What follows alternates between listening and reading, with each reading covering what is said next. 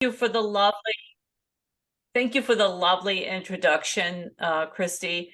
I do want to point out, I'm not here today so much as an expert in mental health care, right? That's not really quite what we're talking about today.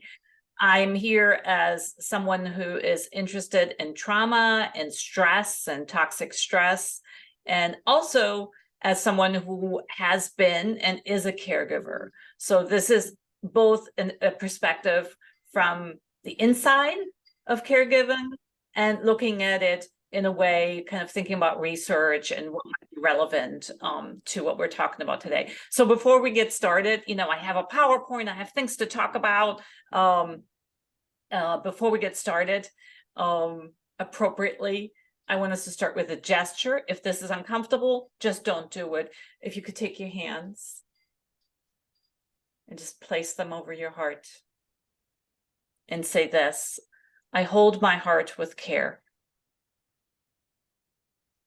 And just take a deep breath. Okay, simple 10-second thing to get ourselves into a place of self-compassion, which we will talk about in just a second. And Christy, I just want you to know that I cannot see the chat box as I am, well, maybe I can move it around here. I'm going to move it. Just making sure that I see your comments. So I'm going to try to address your questions and comments as we go. If we're running short on time, we might keep moving. I might weave some things in. I'm going to try to have a few minutes at the back end to make sure that we have a conversation. So today we're going to talk about mindfulness, what it is, and why it might be relevant to us. We're going to look at different mindfulness practices that are simple, don't cost, there's no accessorizing needed. We don't need to go out buy candles or pillows or chairs or any of those things. It's not about consumerism. And this is really, really important to me. Something like holding your heart doesn't cost us a penny here. And also they have to be things that are workable when we are caregivers. So what I mean by that is, I wish I had 45 minutes to an hour a day to meditate, but I do not, right? And I suspect that many of you share that experience. And then we're going to think about how we can make a very, very simple plan about how to integrate mindfulness daily. I am not here as somebody providing specific medical advice right now, so just want to point that out. If you need specific medical advice or mental health treatment, then there are places that we can talk about where people can go. So let's talk for a minute about what mindfulness is and why it may matter to us as caregivers. Okay, I love this definition of mindfulness, which essentially it is about conscious presence right here, right now. And I'd like to put a big bubble around non-judgmentally, right? So we take out all judgment about ourselves, the situation. We are just here, right? So when I hold my heart with care, I'm not talking about all the things I did wrong today. I'm not even talking about all the things I did right today. I'm just here with my heart and my breath right now, and that's all there is to it. Curiously, this is really, really hard for us as humans, right? Because of the way we are constructed, what are our minds always doing? They're always rattling off lists of things we should be doing, did wrong, need to do immediately, all of those things, right? And judgment. I should have done this. I could have done this better, right? And mindfulness is really about sitting with all that is around us without judgment. So that's a really, really critical component. I'd like to take just a little bit of information from a website or an app that I really like. It's called Plum Village, and the information's at the bottom. It is that defines mindfulness, kind of wrapping a bigger bow around it, right? So it talks about presence and conscious presence. So when I breathe, I know I'm breathing. It's an awareness of what's happening right now. And then people sometimes confuse mindfulness with making things pretty. Mindfulness is very much about being present with everything. So if we're angry, we're present with our anger, and that actually changes our relationship with that anger, right? If we are not present with our anger, what do? We don't acknowledge it. It's just there. Usually we run with it. We go with it. It takes us over, right? It kind of it then motivates us to do things that may not be helpful in that situation. Presence with anger, presence with pain, presence with suffering is so hard and so necessary for caregiving. And I'm going to just expand this for a moment. In terms of comparing presence with what has been called fix-it thinking, right? A lot of the situations that we are dealing with as caregivers are not fixable. We can make them better, but sometimes they get worse, and that's completely outside of our influence, right? But when we can be present with ourselves and those we care for, we give them this in ourselves and them this invaluable gift of real connection, right? We're going, I know this is terrible. This is a terrible situation for you right now. Thank you for sharing your pain with me. And I'm here. I am just here. I acknowledge the complexity of the situation and that I can't just fix it. But what I can do is be right here with you right now. That is the value of mindfulness, right? Sitting with, being with. When somebody, it's even harder when somebody is enraged, right? So if you have somebody that you're taking care of, and now they hate you at that moment in time, right? They're enraged with what you did or what you said. Being with that is even harder, but very, very possible. And we'll talk about how that might be possible. So here are some things, that's just a basic list of things. And I bet you would be able to add 45 things or more to this, right? The list of things that are hard to be present with, somebody who is in ongoing despair, has acute or chronic thoughts of suicide. Those are things we want to naturally fix, and we'll talk about why that is in a moment. And when all the things we're doing and that we're rightfully doing and doing with good intentions are not working to fix the situation, that's hard to be present with, right? Because we like to think that we have the power to make it right, to make it good, right? And a lot of times that is not how mental illness and chronic illness works, right? We often can't fix it, can't make it right. Doesn't mean things can't get better, but we can be present. And of course, rejection, right? When somebody we're trying to help is rejecting us or is rejecting our heart, help, that is incredibly difficult to be present with. And what happens when, so we're just moving ever so slightly into what might be happening to us when when hard things are happening in the caregiver relationship, right?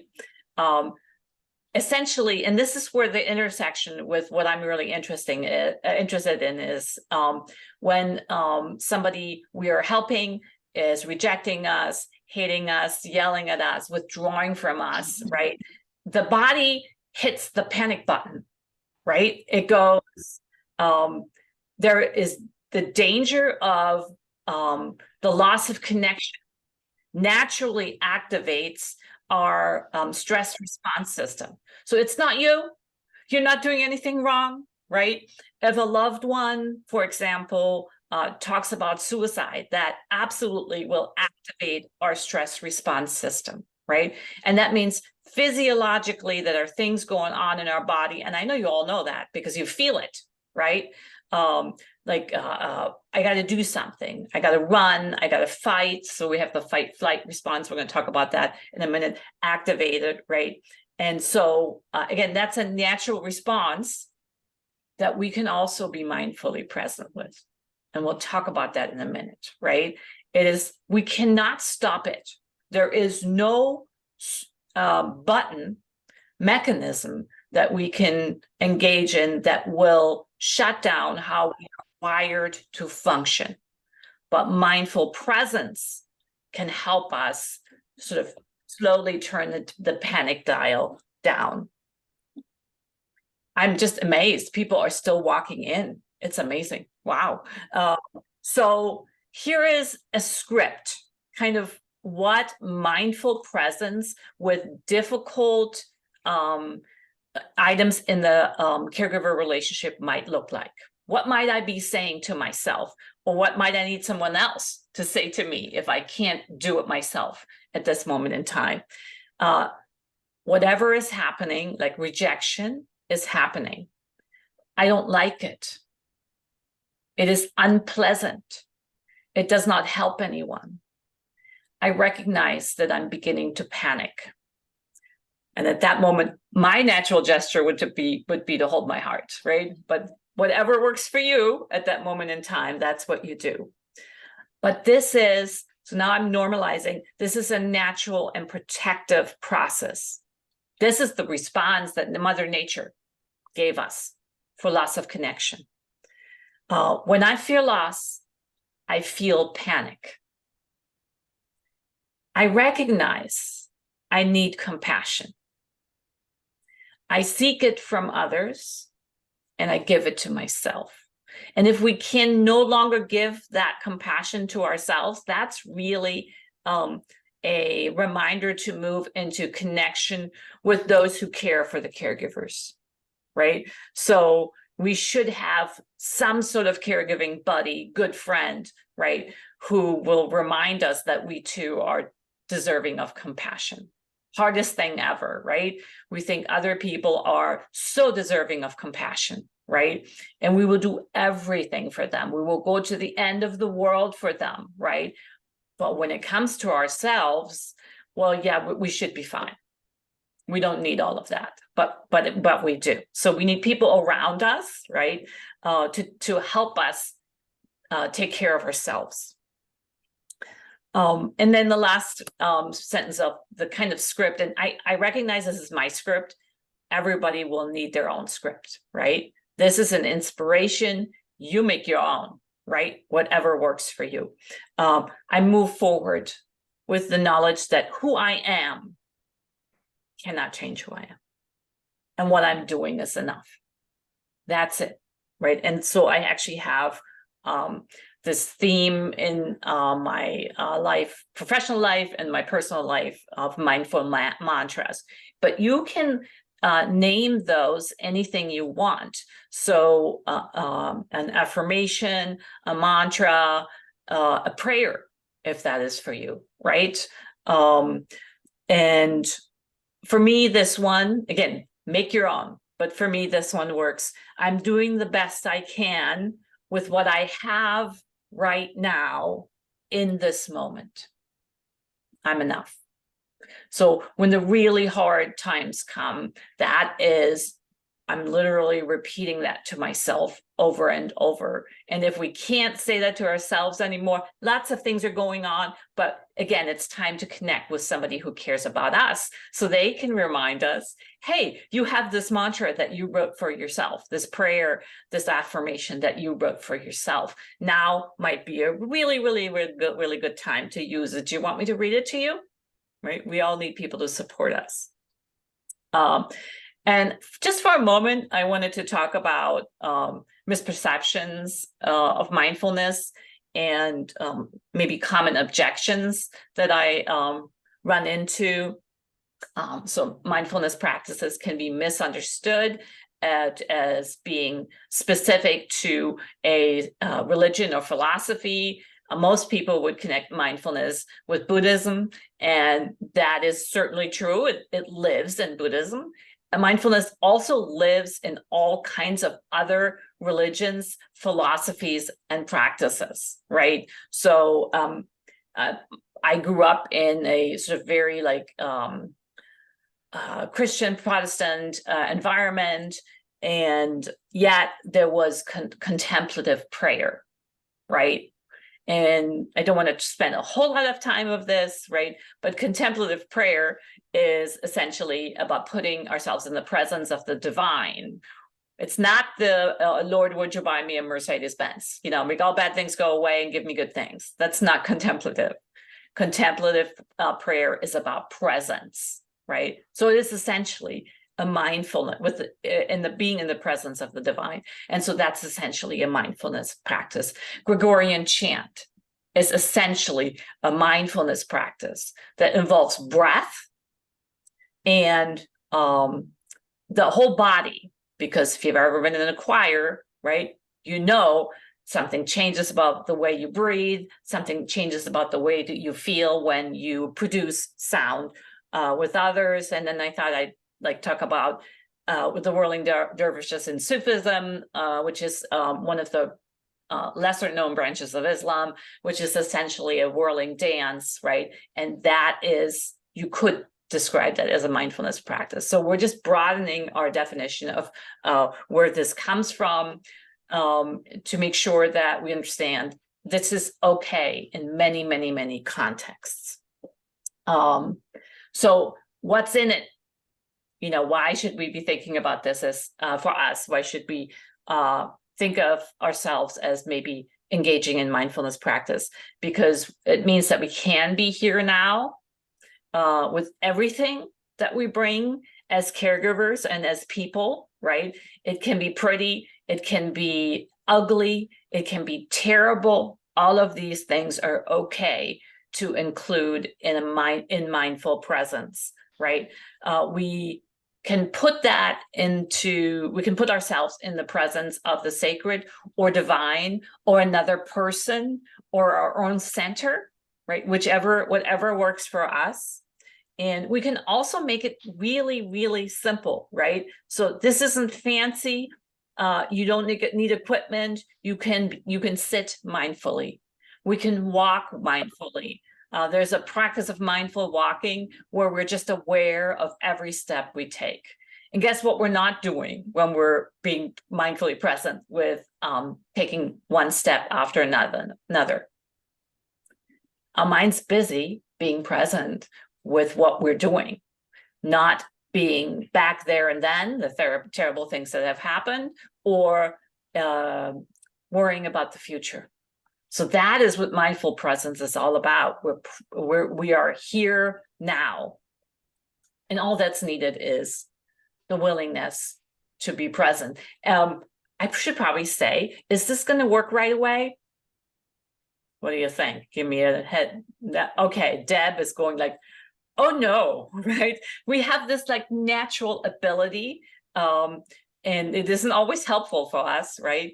Mindful presence is about being mindful, and then the chattering mind goes, I got to get this at the store. I got to get this at the store. I haven't checked in a lot. And then we go oh, I recognize this is mindfulness presence. I recognize my chattering mind is on. I'm going to take another step.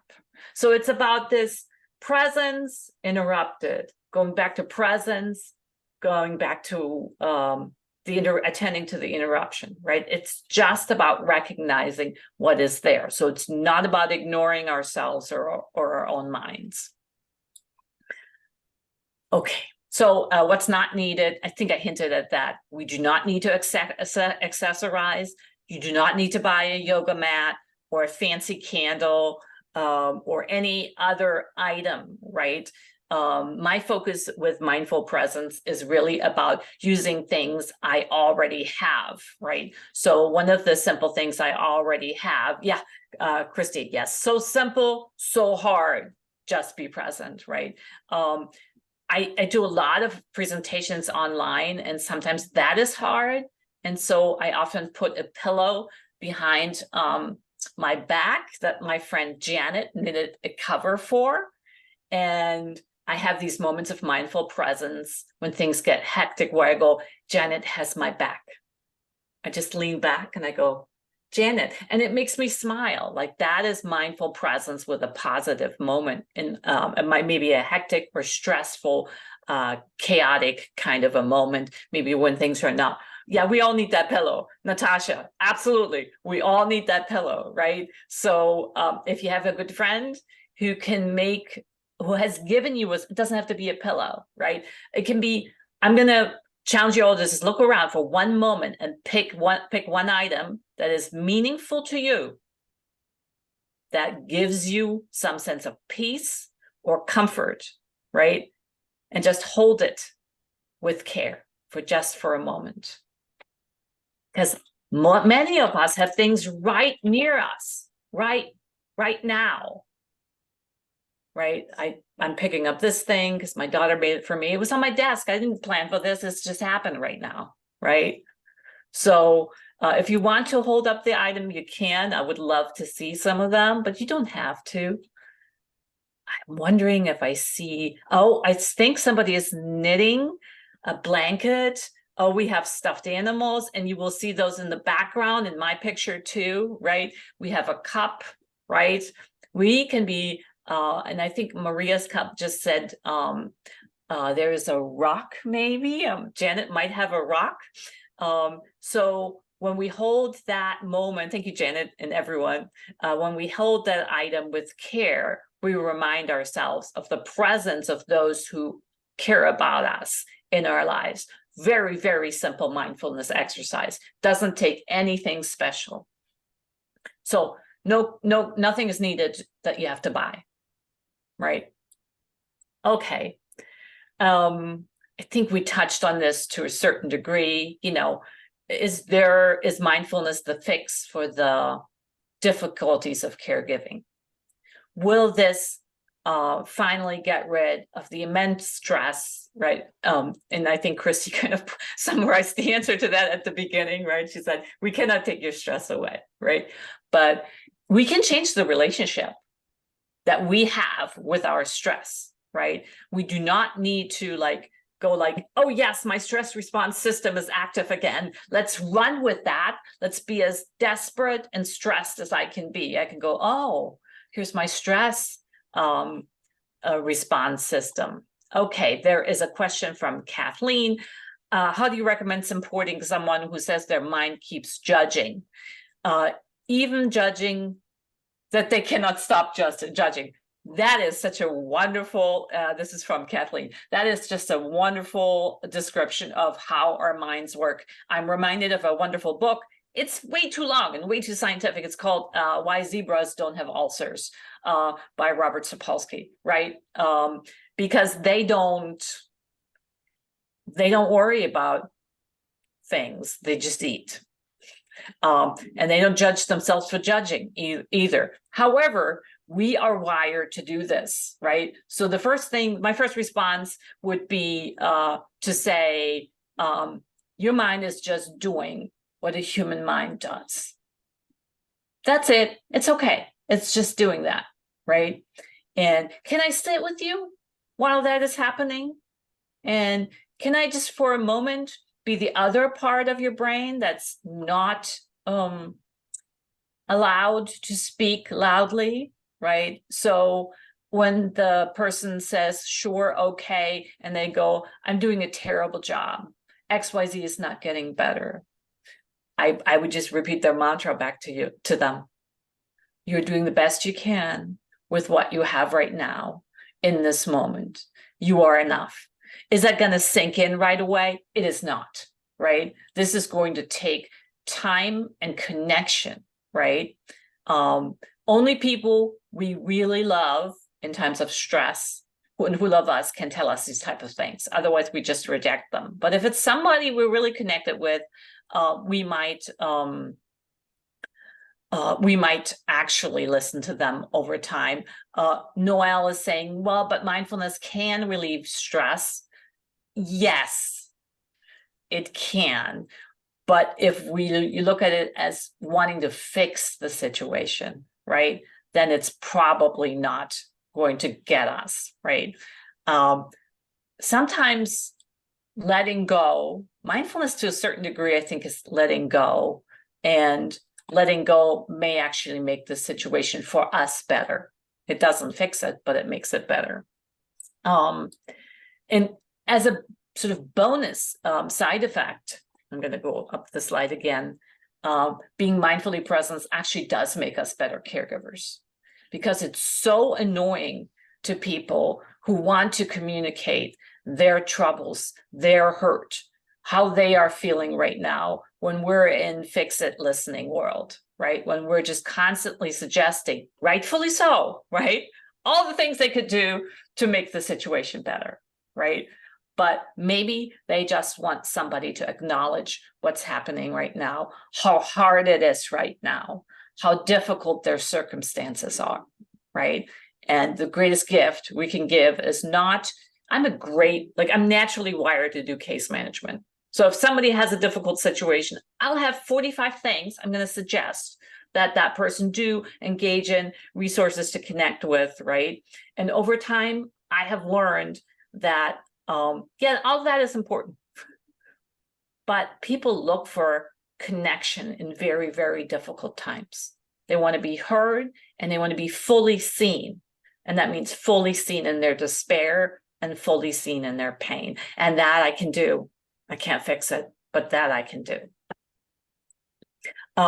So I want to talk for a moment about, and I'm mindful of time. I think we're right on schedule. This is good. And let's check the chat box to make sure that I didn't miss any questions. Yes, prioritizing. Mindfulness kind of helps us prioritize and stay with ourselves, as opposed to look at the busy world or busy minds. So sometimes there's confusion about self-care, about what that is. And as somebody who lives a very busy life, solitude for me is self-care, but solitude is not the same as loneliness, right? Solitude means I have chosen right now to be alone with myself and do the things I love, think the thoughts I want to think, right? And just be with myself. And that to me is a gift, because I'm always with others, right? Loneliness is, as we know from research, a driver of all kinds of physical, long-term loneliness, physical illness, and psychological distress. So I do want to point out that our commitment to ourselves and solitude can only work if it's also a commitment to connection with others, because as humans, we are actually wired, some more, some less, right? So it depends on who we are, right? How much connection we will need, right?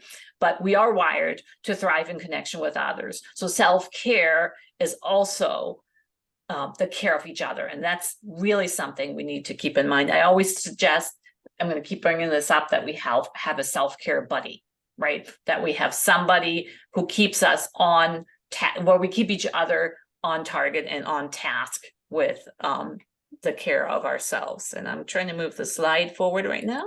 There we go.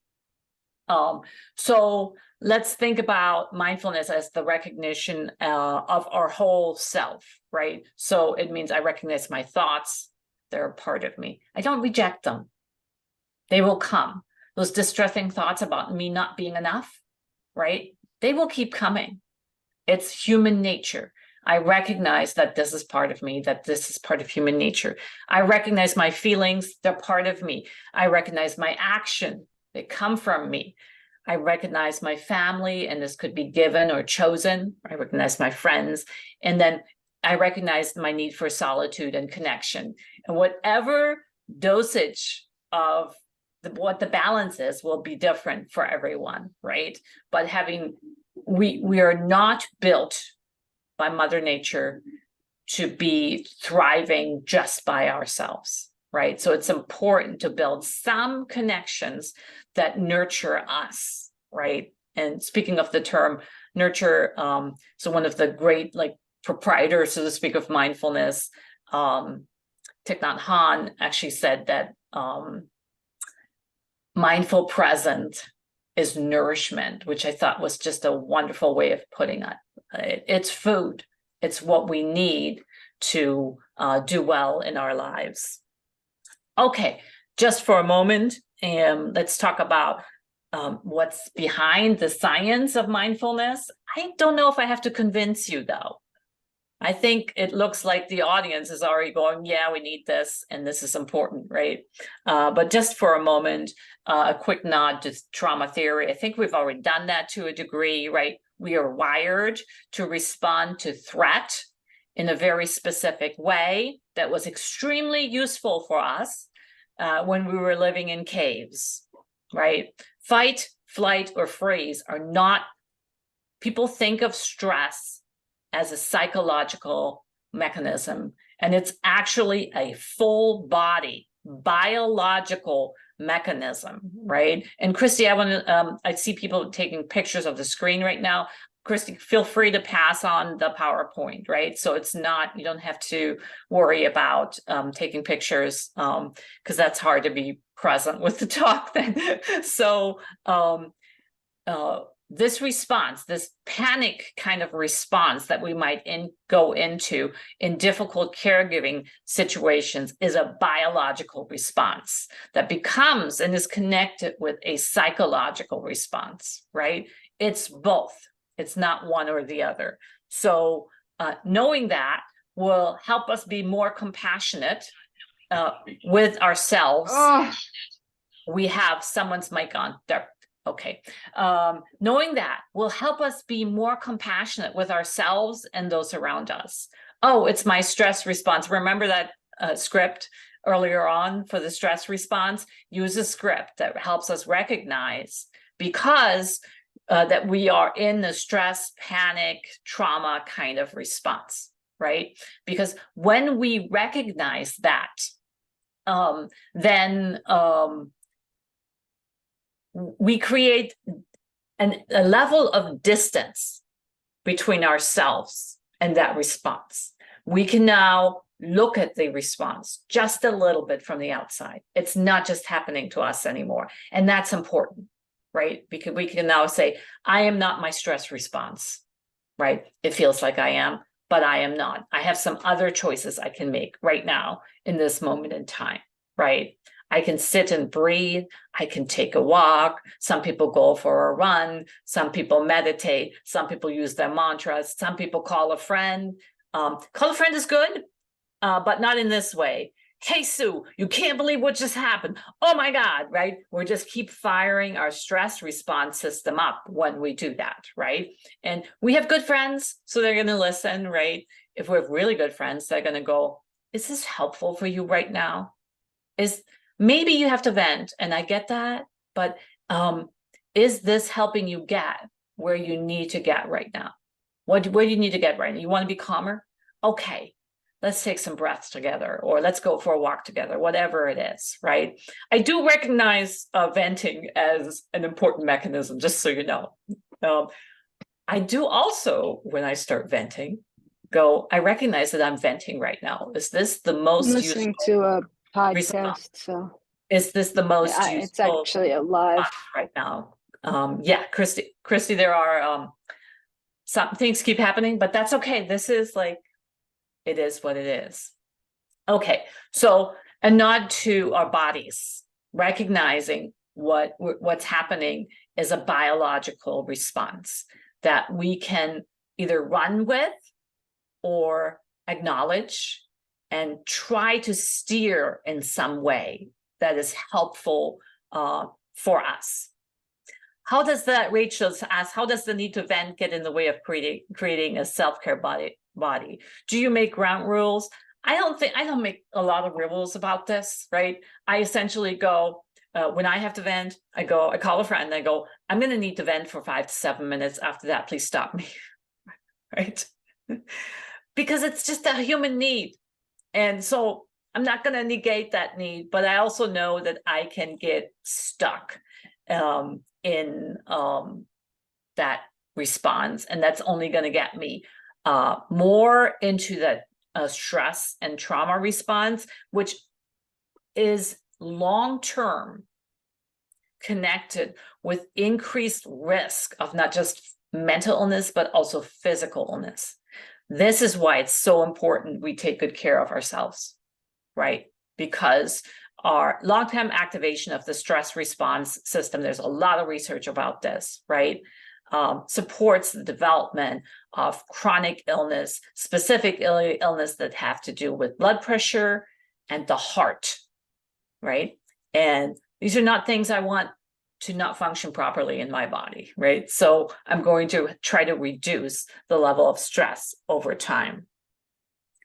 Okay, so there is research, not to science, right? That mindfulness is a sustainable and effective tool for building resilience in us. So our ability to keep responding to very difficult caregiving situations without thinking that we're going to fix them, right? But to keep responding in a way that we can be present with that other person. I put some articles there just for the scientific minds about amongst you, right? These might be some things to think about. Now, interestingly, there is a lot more research on mindfulness and caregiving for physical illnesses, like catastrophic illness like cancer. And there is research about mental illness.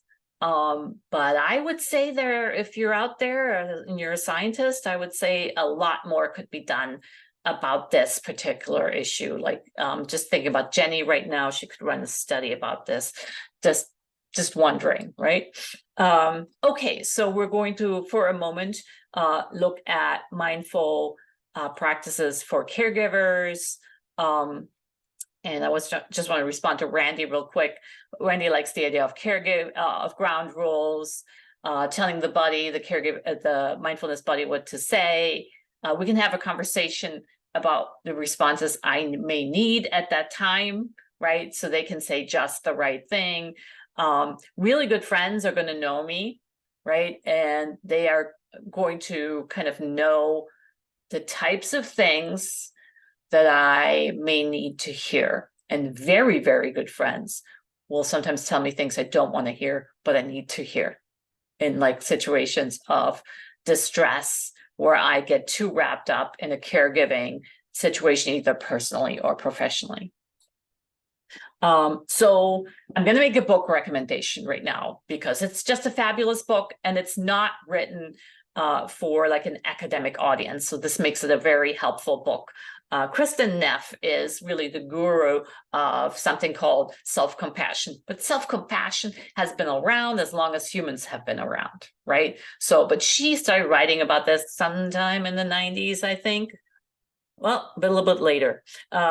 So she kind of maps out the need and practice of self-compassion, this mantra, how to live and breathe this mantra of I'm doing the best I can with what I have available in the present moment. I'm enough. How do I sit with that, right? So she has the science about self-compassion, and she has lots of good ideas. And she has like a self-compassion measure questionnaire, so to speak, that you can take to kind of go, where am I?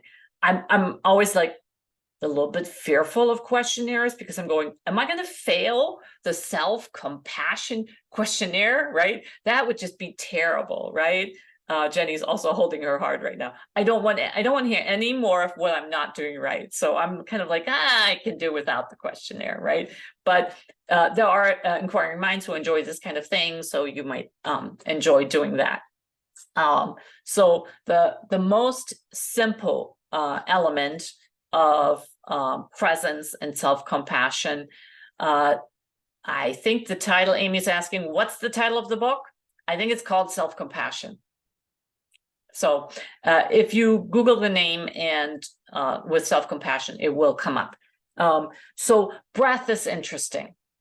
Breath and mindfulness is very interesting because we start often in the wrong in the wrong mindset, right? There are many ways to breathe that might be helpful for calming our central nervous system, soothing the fight, flight, freeze response, right?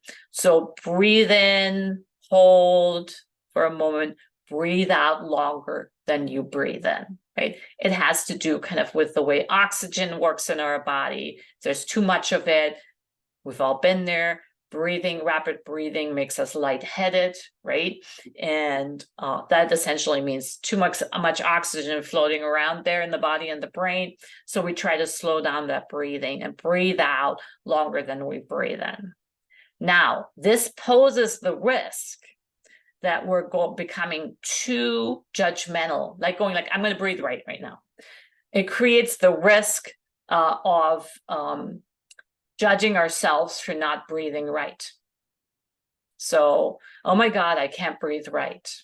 So what I would really want us to do is to simply breathe naturally for starters and become aware of that natural rhythm of breathing that we have to ourselves before we try to make any adaptations. I'm breathing in, and I'm breathing out. There's also variations with breathing in through the nose, breathing out through your mouth, right? Mouth, whatever. There's a lot of variations, and all of them have really interesting science behind them. There's all kinds of different kinds of breathing in yoga that you might be aware of, for example, right? So I would suggest that we keep it simple, that we keep breath simple and non-judgmental at first, right? So if we could just do that for a moment, you can put your hand to your heart if you want to, but you don't have to. Take a breath in and take a breath out. And that's it. And for some of you, I only have about 12 of you on the screen right now. I can see that this is habituated already because I can physically see your body relaxing at that moment in time. This will not work right away. It's not something you can go, I'm right now in a stressful situation, so this is the first time I'm going to practice breathing for mindfulness. This is something we want to do every day, 3 to 5 times a day, even if just for 30 seconds, so it habituates. That's not like, that's the scientific term for it. So we become used to it.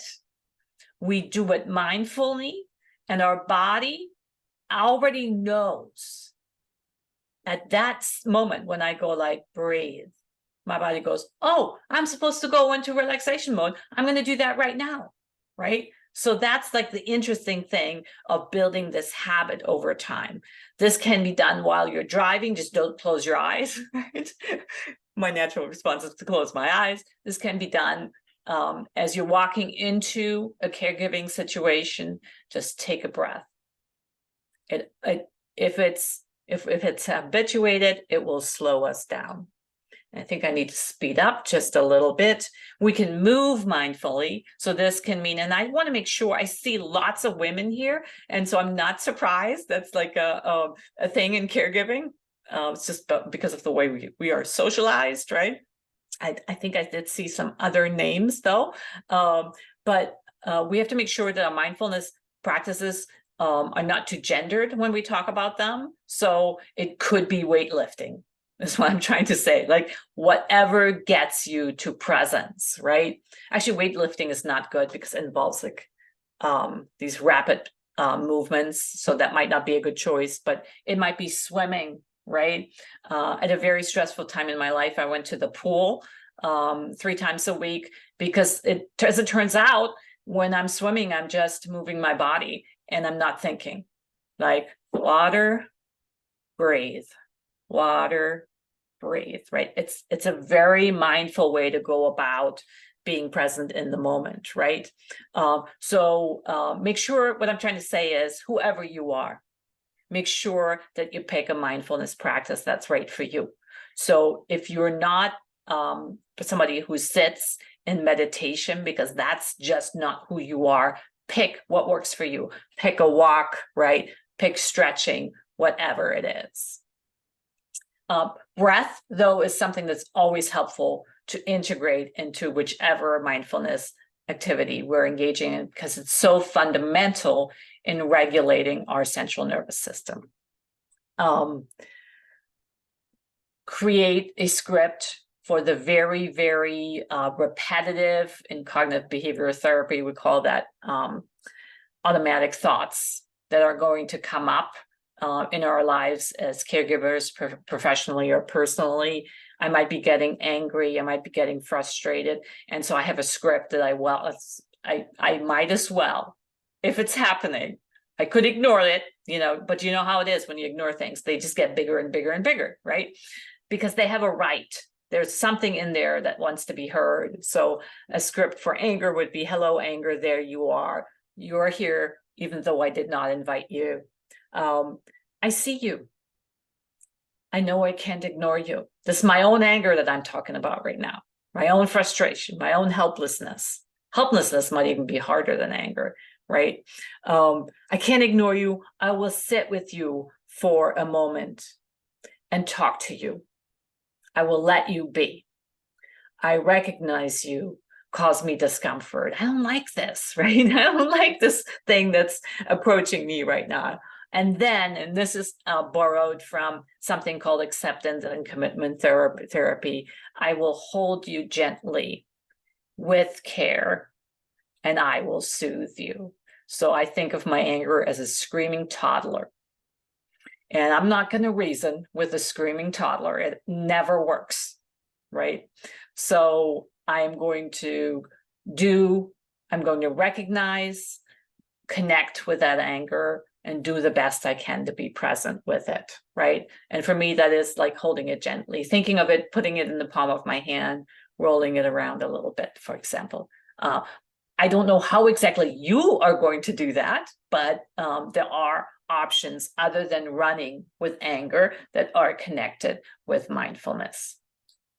A reminder that everything is contextual. So as we are going about our lives and engaging in mindfulness practices or suggesting them to our networks of people, right? Just consider that mindfulness practices might be very, very gendered, and is that what the other person wants or needs? Privilege might impact mindfulness practices. So now I'm thinking about sort of whitewashed mindfulness. I need the candles, I need the couch, I need the white blanket, whatever, right? And so Thich Nhat Hanh, one of the great practitioners of mindfulness, developed this branch that he engages in a war zone as his people were being murdered. So it doesn't have to be pretty. It doesn't need accessorized. I should be able to do this wherever I go and be mindful of the worlds of the people I enter and what I bring to them. So we should never assume that what works for us in our context works for all, right? So the question is really, when we're in conversation, what works for you? Really important. So now we're getting to the action part. I always like to go well, what are you guys gonna walk away with, right? So my challenge to us is to have one moment every day as a dedication to ourselves, our whole selves, right? So this is a short sort of flyer, whatever you want to call it, make your own, right? I just went on Canva. I went I need a self-care practice kind of flyer. So develop one, take time, develop your own mindful mantra. And you can change that and hone it and perfect it over time. Because there'll be words in there that you don't like. They sound great one day, and tomorrow they sound oh no, I don't like that. I'm going to just rewrite it, right? So what is the thing that I'm going to say to myself to be in the present moment? Develop that for yourself. The next thing is to design one mindful practice.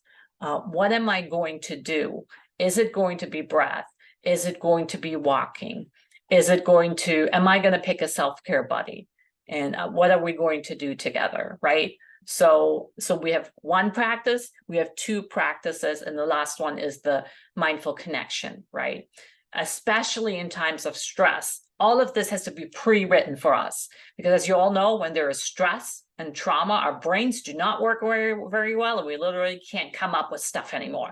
That is also normal, right? Because our bodies focus on the fight-flight response and not on thinking. So what is the mindful connection that we're going to make? And the person should be aware that I might be calling, right? They have to have agreed to that, right? They're that person that we can call at 2 a.m. if we need that connection. Just some main takeaways here, and I just put some in Great Britain, they call takeout, takeaway. So I went with takeout here. We can start our mindfulness practices today. This doesn't take a lot of preparation. They don't require accessories. All we need is compassion and presence. The simpler, the better. Our lives are crazy, busy, and stressful, right? So if we require ourselves to do 45 minutes of meditation 3 times a week, for most of us, it's not going to happen. Connect to nurture each other's commitment. So that's the mindfulness practices. So that's our connection with our mindfulness buddy. And then last but not least, do what works best for you in a particular context. And I did put all the, look at that. I put the references on there. That's good. So you have all the resources. Okay, that is all I have. It is 9:58, which is absolutely perfect. I'm looking at the chat box for a minute to wrap things up.